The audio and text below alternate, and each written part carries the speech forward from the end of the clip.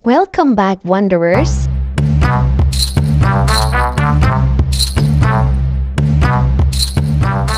After ng ankle surgery ko, 3 months pa ang hinintay bago ako inalaw ng doktor na lumakad na walang saklay.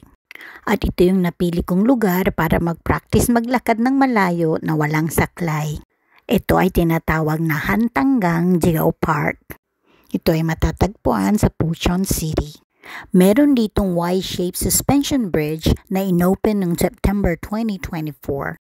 Tara, samahan niyo ako maglakad ng malayo at mag-ambisyong akyatin yung Y-shaped suspension bridge na yon.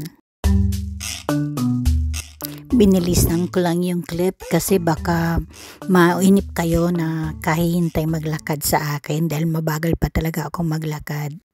Thankfully, hindi icy yung mga roads na dinadaanan ko kaya hindi ako masyado natakot. Ayan, pati yung stream nagyelo na rin. Ini-imagine ko na lang yung sarili ko nag-ice skate dyan. Hanggang imagination na lang. Oh no, disappointing. Sarado yung Y suspension bridge. Sinasara pala pag extreme weather.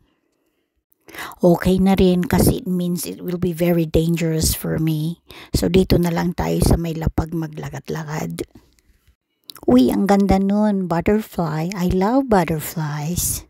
At least may masmasan ang aking kalooban.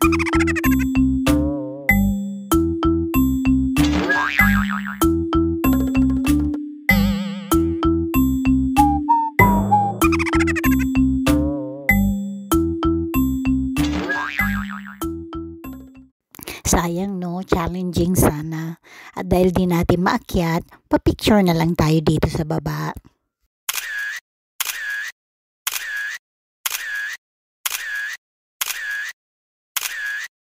At panoorin nyo na lang ang construction at completion ng Y-shaped bridge ng Puchon Hantanggang na kabilang sa UNESCO Geopark.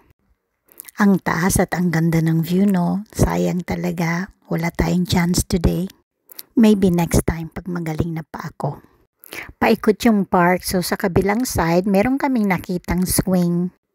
Bukod sa nahihirapan ako maglakad, nahihirapan na rin ako mag-swing kasi nag-gain ako ng weight habang nagre-recover ako ng 3 months.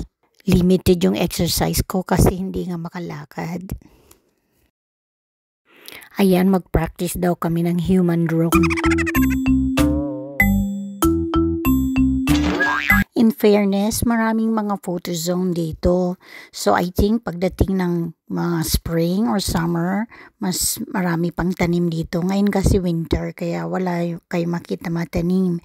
Pero may mga taniman talaga ng mga flowers. So I guess pag medyo warm na yung season, baka magkaroon ng mga maraming bulaklak dito. Meron akong nakitang kapamilya ko, mga family ng bears.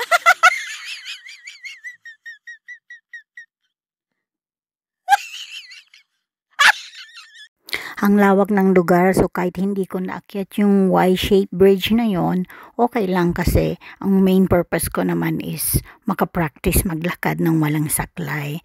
Actually, I think I overdid it. Pagod na yung pa ako pero titiisin ko kasi pabalik na naman to, paikot kasi yung lugar.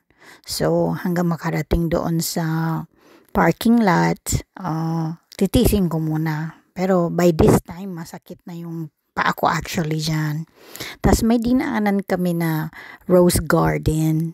Kaya lang, as I've said, dahil winter, hindi natin sila makikita. Medyo mukha silang patay pero actually, buhay mga yan. Pagdating ng springtime, mamumulaklak sila.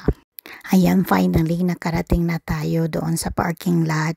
Pero bago tayo sumakay ng kotse, kailangan maglinis muna ng paa kasi maputik yung daanan, natutunaw na kasi yung mga snow.